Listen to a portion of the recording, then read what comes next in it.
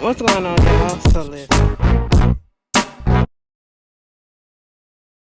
What's going on, y'all? So we back again for another episode review of Love After Lockup, Life After Lockup. Girl, season 5, episode 19. Let's just get into it. Mom's behaving badly. Another boring episode, if you ask me. I'm ready for this season to end. We can get back to Love After Lockup, the original season, because this really isn't giving. We had this little point, little scene or whatever with Sean and Sarah, okay? Sean and Sarah, like, why do they give us so many people on this show and we barely see anybody? Okay, we saw Sean and Sarah once. Love After Lockup, well, Life After Lockup probably been on probably at least almost 10 episodes now, okay? Almost. And we've on this is the second time that we just seen Sean and Sarah. The Key Rock and Britney situation, that's really not moving anywhere past the point that, she got proposed to. But Sean and Sarah, what basically what we found out is they broke. Okay? Now listen. I knew that he said that they had put money in, all their money to do a little tow truck company. And this is what, he gave us a little backstory today. The first car that he drove, he was driving trucks and all that stuff, tow trucks and all that stuff. That was his dream. Okay, that's fine or whatever. But you gotta go out and you gotta reach your dreams and do all that stuff. I understand it, but baby, if you have to max out credit card after credit card after credit card after credit card, mind you, you have to pay all that back plus interest, okay? And I'm just sitting here like, maybe it's just not worth it. I'm just not ready to do that. Did he get a loan out from the bank or whatever? Either way, they in debt. So at one point, Sarah had called him telling that they got a tow, okay? They can't go tow nobody because he only got one truck and the truck barely works, right? And he trying to fix it. And Sarah like, oh, why you up there with your girlfriend? Sean took a second to catch on. I said, girl, the girlfriend is the truck. And I'm sitting here like, why are you getting upset or in your feelings like that?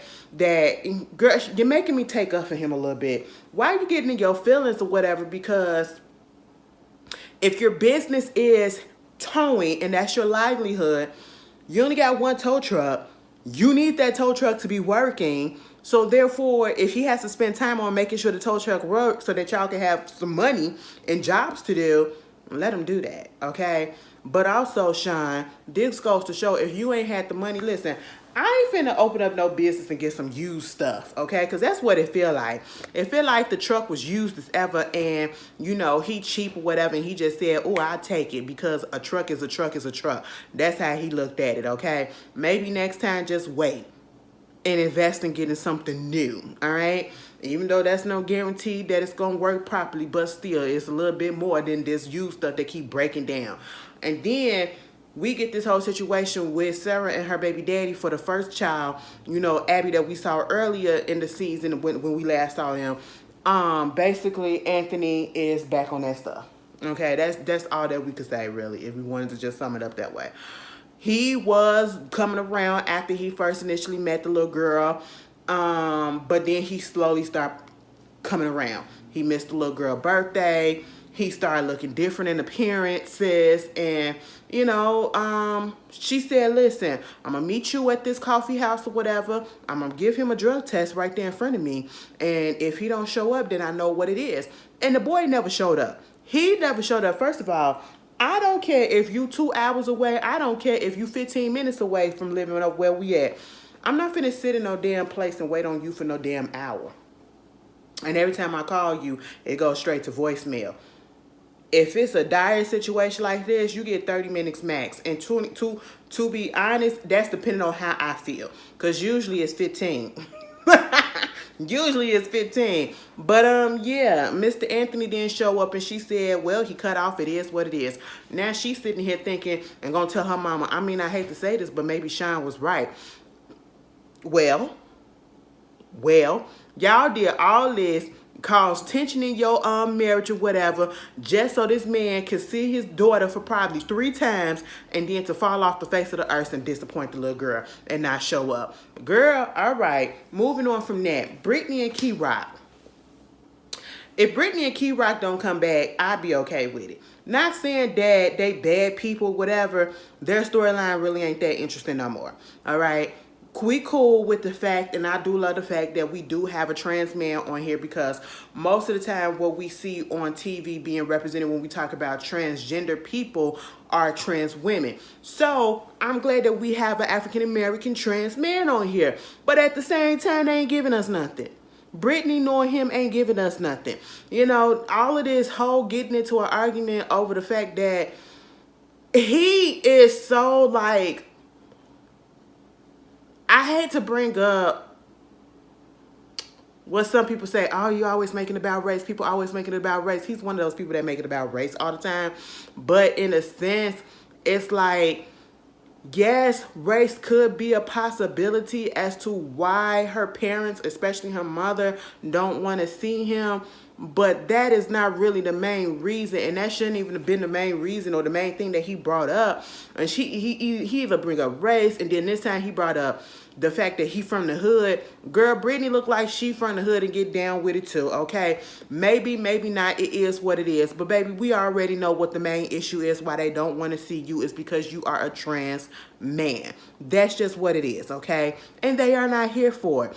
And I understand getting in your feelings and being, you know, feeling the type of way because you feel like these people do not accept you. But you have to understand, if certain people are used to certain things for their whole life, and they've been taught this and they've been living their life this way and that way, it's going to take a time period for them to come to the adjustment, if they ever do, to come to that level of acceptance. It's unfortunate, but that's just what happens, and you have to understand that. You have to understand that, okay? And this whole thing about seeking their approval and all that stuff, why do you need their approval?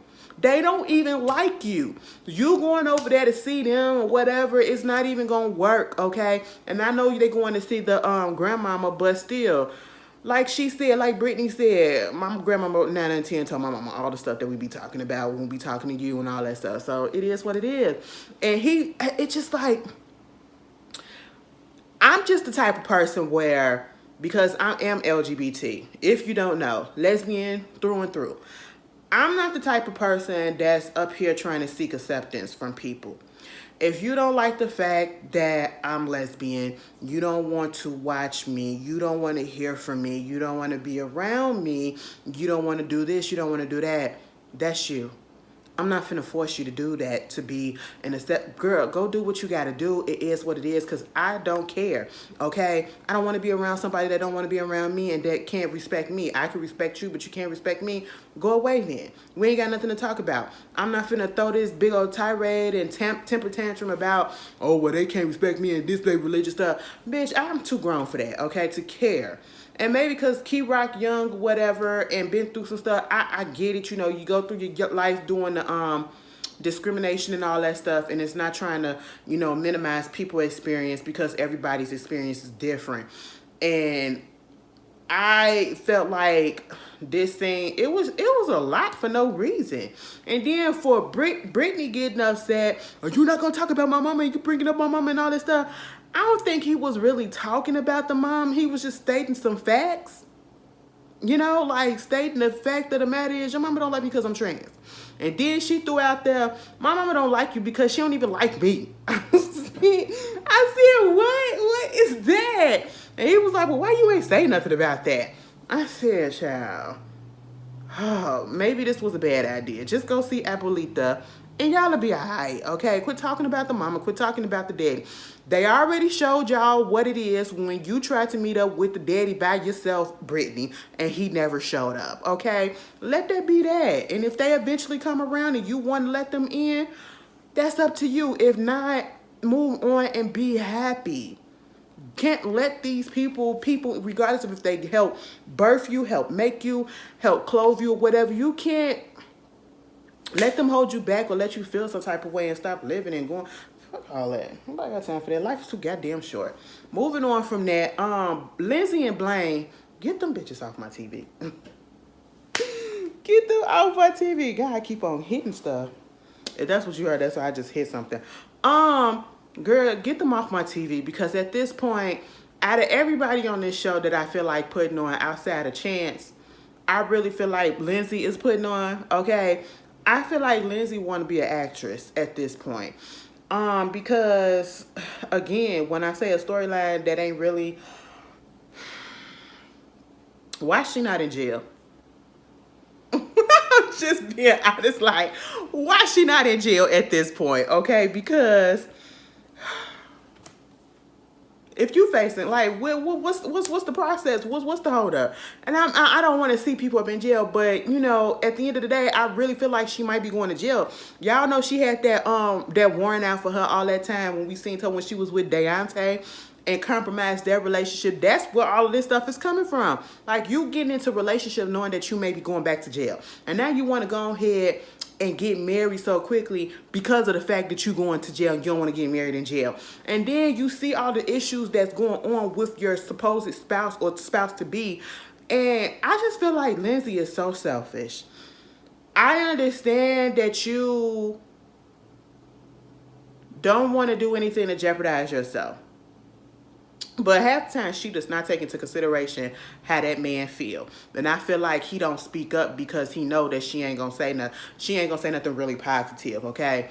Like, I get it. The man telling you that, I thought he was about to say that he went and got a vasectomy or something like that. But no, he depressed and all that stuff. And the doctor then said he's struggling with PTSD, he depressed and all this, and she knew it. She knew something was going on because she was like, he's sleeping later, he's not doing much or whatever. And it's like, what, did you try to talk to him? Did you make it an environment where he can easily come and talk to you if he needs to or whatever? He goes to his doctor, the doctor say, well, you're qualified to get a medical marijuana card. And of course, Lindsay, you know, she make it all about her because she has this record. She's, you know, went through all these hoops and hurdles just to be with him because he's also, I guess, a felon and they're living together. And I guess this can jeopardize, you know, her living conditions with him and her restrictions and all that stuff if there's marijuana in that. I get it. I just feel as though, once again, it's put on. I don't understand getting with somebody that you know have all this stuff. That's like, you want me to feel sorry for you? You want me to feel some type of way about you when you knew both y'all was felons, you knew the things that you facing, you knew that you was going to possibly going back to jail, and then you move your daughter back in there. So now your daughter you're about to be taken away from your daughter soon. Like, it's just a mess. It's just a mess. And then he getting upset because I just don't feel like, I don't even feel like going into it with them because at this point, it just feel redundant. It's like they'll get into it, do something nice, and then be cool for all of 2 days, and then they'll get right back into it. At this point, them two don't need to be with each other. That's simply put. You tossing freaking dishes and stuff and food on the couch. Get the fuck out. Lizzie said, get your ass out. I was with her on that part. But most of the time, I do be on blame side sometimes. I'm like, girl. Anyway, moving on. It's nothing to see here. Nothing to see here. Michael and Justine. Michael had the nerve. Michael said, listen, the people said they ain't get them papers. Okay, I ain't get this shit approved. I'm going to have to wait 30 to 90 days, maybe 60, but probably 90, okay? And so I need to tell Justine this. And I know this going to piss her off because they at the house, you know, packing because they think we about to leave in a couple of weeks. And it ain't finna happen, Captain. So you want to know what I'm about to do? I'm about to go to Target and I'm about to get some Target flowers. I said, okay. He said to soften the blow, let me get her some flowers. Baby, he came home. He was like, hey, babe, how you doing? Here you go. Oh, babe, these are so cute. So what's going on? What happened? Girl, let me tell you this. I don't want you to be mad, but I already know that you're going to be mad. So the parole people said that I ain't going to be able to move. I ain't going to be able to move, not just yet. What? Well, they said, you know, they sent in the paperwork or whatever, and then they sent the paperwork back for me to sign, and I never received the paperwork or whatever and all this stuff. And so now I have to get that signed over there in Nevada so that they can approve it, and it's going to take a good 30 to 90 days. 30 to 90 days? Are you serious? Michael, like, are you serious? That's all that I wanted you to do. Like, this was your responsibility to take care of yourself. He kind of put it on her like, you know, kind of made it seem as if, you know, she was supposed to help him out or something like that. Because then that's why she said, but that's your stuff. That's all you really had to do was to keep up with your stuff. Yeah, that ain't on her. That is on you. Girl, this shirt is big. Okay, maybe I am. Y'all see me adjusting it this whole time because I'm like, damn, okay. Mind you, I bought this shirt like 2 months ago. Okay. Anyway, progress is progress. Y'all, before I gotta did this little turned this camera on, I had did like 45 minutes on the freaking bike. My thighs are, ooh, Lord have mercy. Anyway, moving on from that, enough about me. But yes, Miguel, let me just tell you this. You messed up. You messed up, and this is all on you. Now, when he first told her the news, she was pissed off. She was pissed off as ever, and I understood because, you know, first of all, I want to feel bad. The only thing I feel bad about is the kids. And I feel like this is a get you gotcha because you shouldn't have been trying to move so quickly in the first place. She done took away her, let go of her doctor because she thought the baby was going to be born in Nevada. Had all that set up, had the C-section date set up and all that stuff. So now she got to cancel all that. She got to try to get back onto the doctor, try to get hooked up with the hospital and all that stuff out there in Pennsylvania because they got to stay there. Got to talk to the landlord again to see if they can extend pay for like 6 months worth of rent because they don't know whether they're going to be there for 30 days, 60 days, 90 days or more. Okay. You got that going on. Plus, what else you got happening? The kids out of school because they thought they finna go to school out there in Nevada. And I'm just sitting here like, damn, Michael, this is all messed up. Justine did exactly what I would have did. I ain't telling them kids shit. You telling them. Gather them all around.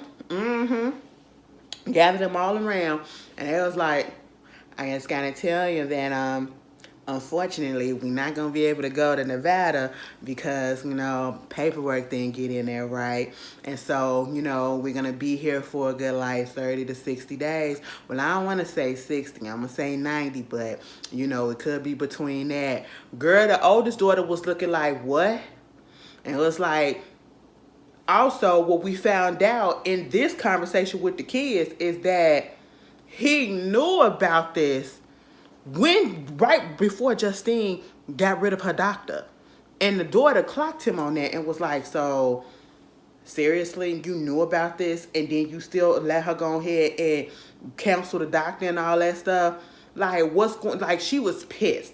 She was pissed. The little boy being the youngest, he was like, you know, I'm disappointed because this is the first time that you ever lied to us. This is the first time that I ever heard you lie. I said, oh my God, you know what? Let me tell you something. I ain't even gonna lie. If a little kid, if I had a child and they was to say something to me like that, that would have hurt me. That would have hurt me. I would have been like, damn, oh my God. I'm so sorry. Like sometimes when your kids tell you something, that shit be stinking. And it be the simplest stuff. And they don't even really, because you don't want to disappoint your kids. And them kids was like disappointed. And you want to know what I was surprised at? And at first he had said, how about I got another surprise? I think I got another solution that I didn't even tell your mama about. How about y'all just move out there to Vegas without me? She said, hell no. We're not going to do that. Honestly, I would have. Just because you can't go don't mean that I can. You done already messed up. So you stay up in this house and you think about what you did because you're going to be paying both the mortgage out there and the rent out here. Figure it out. But at this point, you know, he was like, I'm so sorry, y'all. I'm so sorry. I said, you ain't finna get no sympathy from me. Girl, he knew exactly who he was playing with, them kids. The only one that didn't give in to that mess was the oldest. The little boy get up and go over there and give him a hug and say, I love you, Michael. And he was like, I love you too, Ben. And then the other boy, which I was surprised, because remember when we first encountered him for real, he ain't like Michael to be all over his mama, okay? But he got his little butt up and he was all up on him, hugging him too. I said, oh, y'all really like each other? Okay. Baby, the oldest daughter, she got up and she walked upstairs. I said, baby, that would have been me. Fuck all this shit, bitch. Give me my dorm room and give me my plane ticket so I can go ahead and go to school. That's just what I would have did. Y'all figure this shit out, okay? I said, Michael, you been know about this? Wow. Wow. Okay. Moving on from that. Okay, who else we had up in the show? Chance and Taylor. I'm over them. Chance is such a gaslighter. Chance is such a manipulator, and he don't even know how to do it right.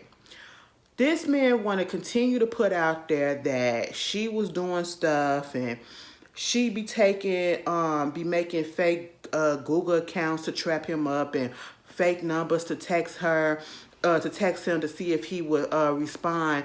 So it was this girl. I thought it was a girl, this woman that was texting me, and they asking me for some news and stuff. And I'm like, no, I'm not really going to engage in it. And this is him talking about the number that Taylor found, that Taylor had already confirmed that she knew who it was.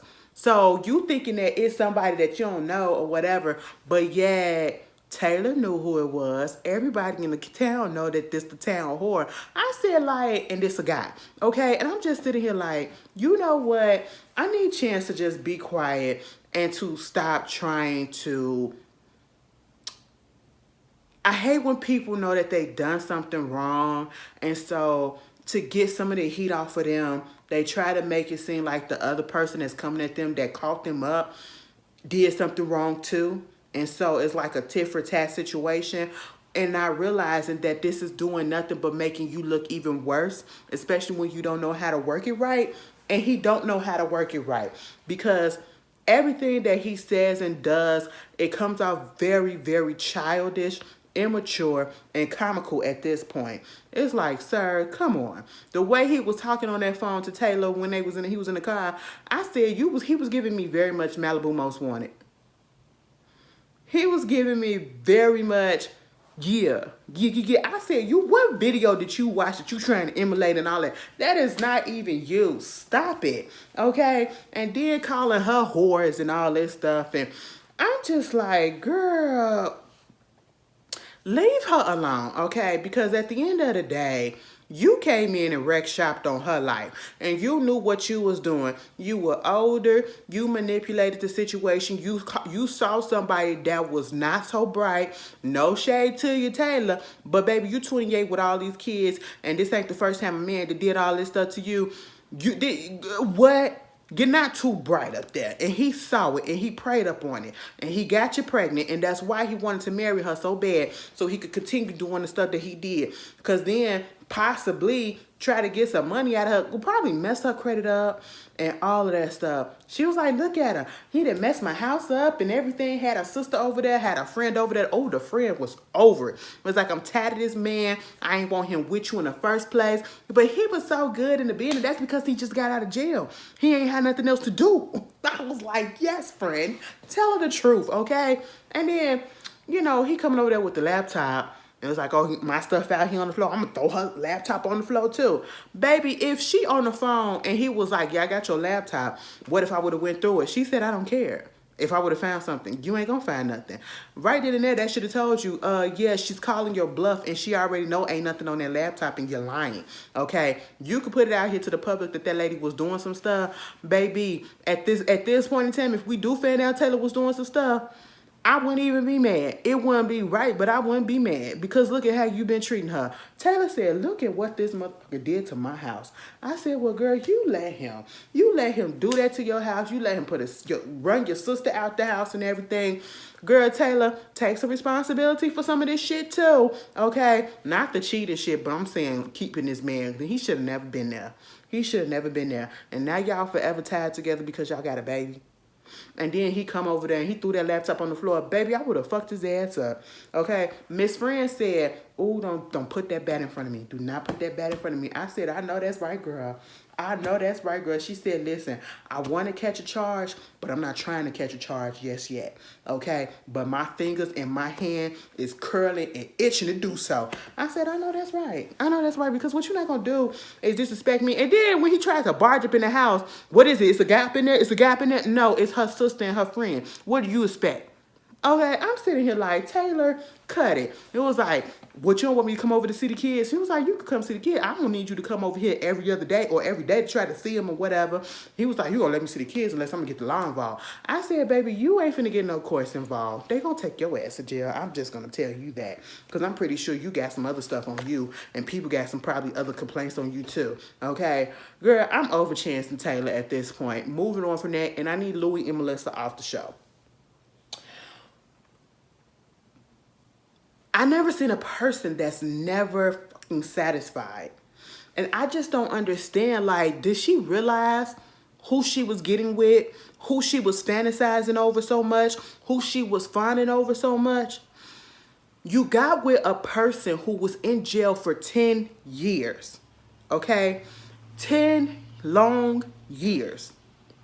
And you expect him to have a career when he gets out or instantly get a certain type of job when he gets out, especially for the charges that he had, and then in another state, because now he done moved up there to New Jersey. You done lied to him about the nose surgery, and now you done told him finally, and it's like you want him to tell you stuff, but yet you don't tell him nothing, and that's because I feel like in this situation, she wants to feel like she's the one in control and she has the upper hand when she usually don't, because now is I pay the bills.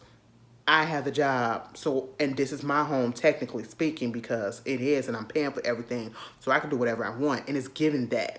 But then you want somebody to help you pay for stuff, but when he go ahead and try to look for stuff, it's not good enough for you. Yeah, he took you over there to New York, to the pizza place to, visit the person who taught him how to make pizzas. And then he tells her, I got a job at another pizza place that's by the house, in Jersey. Why would you do that? So you just gonna be sitting here making pizza for 20 years or whatever? He's like, I didn't tell you because you acted just like this.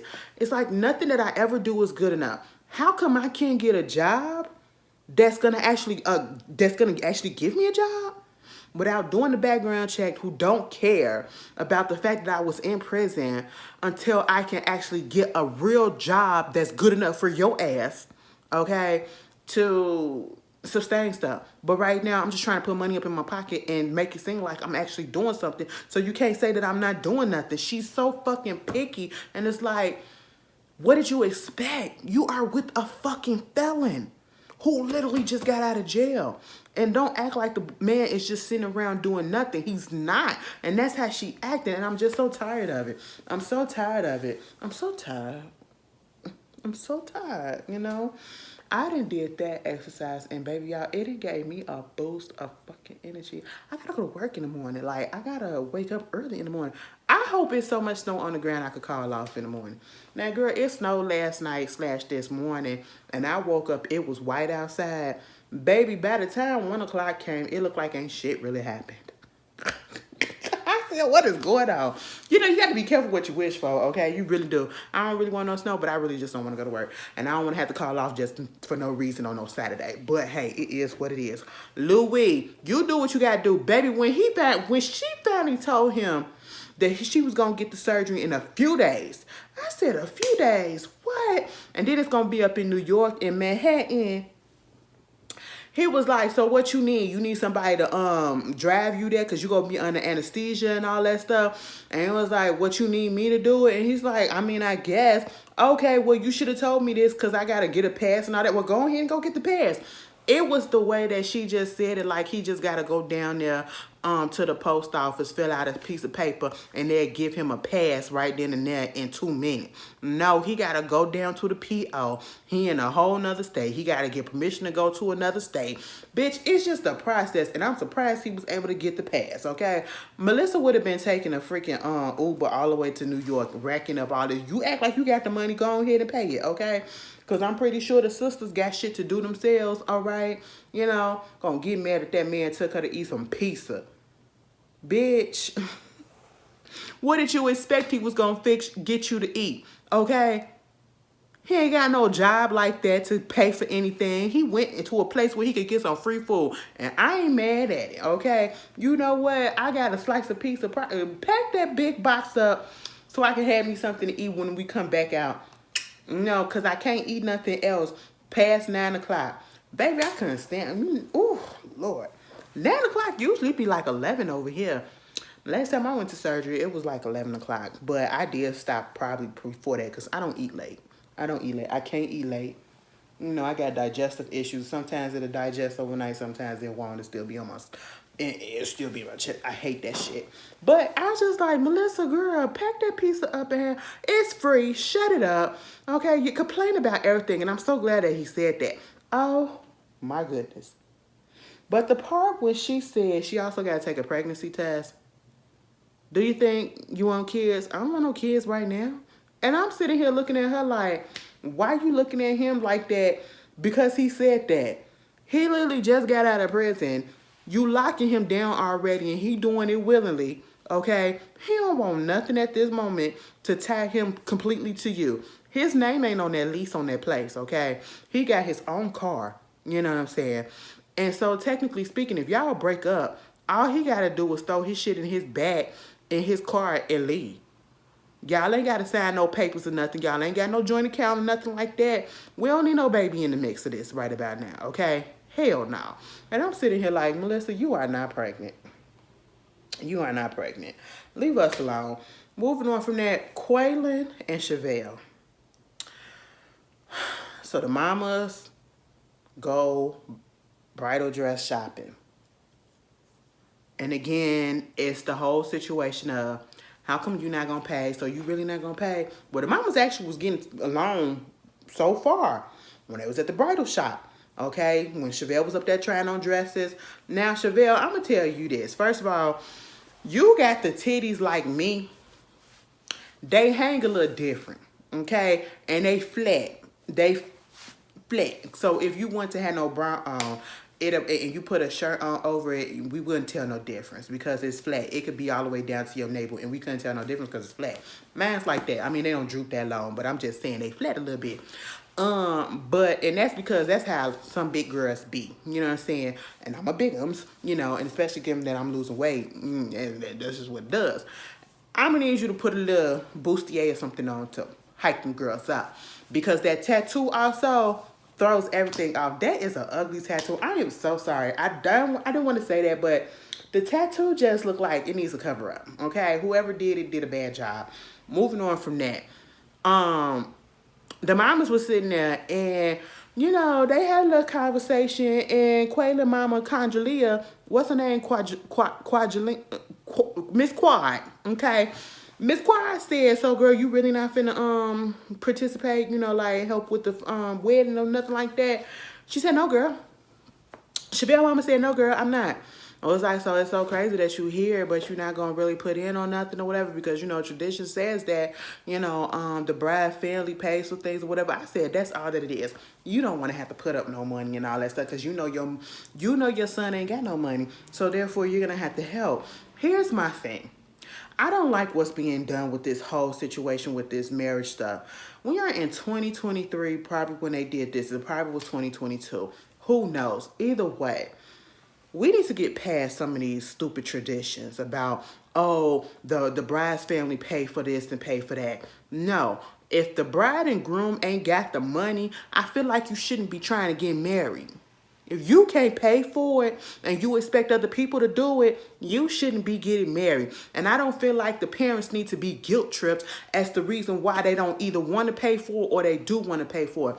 If your parents and other people in your family want to help contribute financially to your wedding or to anything else, that is fine if they want to on their own. They shouldn't be forced to, they shouldn't be obligated to, and they shouldn't be guilt tripped into doing so. So I am not mad at Chevelle's mama for saying, no, I'm not finna contribute to this, especially given that I don't even want her married to this man. I don't see nothing wrong with that. Okay? Now, Miss Gurley said that she wasn't finna pay that much either. So, mama said, well, isn't it the pot calling the kettle black, huh? All right, so they laughing, but they did agree that them both don't need to be married at this point in time. And I agree with that too. So, we get past that. We get to the actual bridal shower. Everything's going good. Chevelle at first had an issue with Quaylon mama. We remember when they first came on, Quaylon mama couldn't stand her, right? Nor the sister. But now they're cool. And they had a good little conversation. Everything was cool. They like each other, you know, all of that. You really think that you're ready to get married? Yes, I love him and all this stuff. Whoa, whoa, whoa. Meanwhile, Chevelle mama over there talking with her people, and when Chevelle finally get over there, she was like, I was like, you finally coming over here. Mama done had a few drinks. Mama was the first one getting her drink as soon as she got up in there. But that's no excuse. Drink or no drink, I really feel like Mama would have still said the things that she said.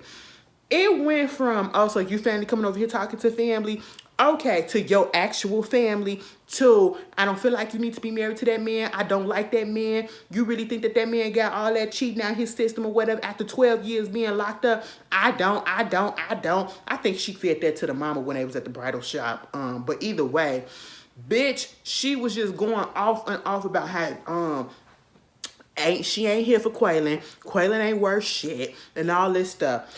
And at this moment, Miss Choir got up. Miss Choir got up and said, baby, what you're not going to do is going to keep on talking about my child.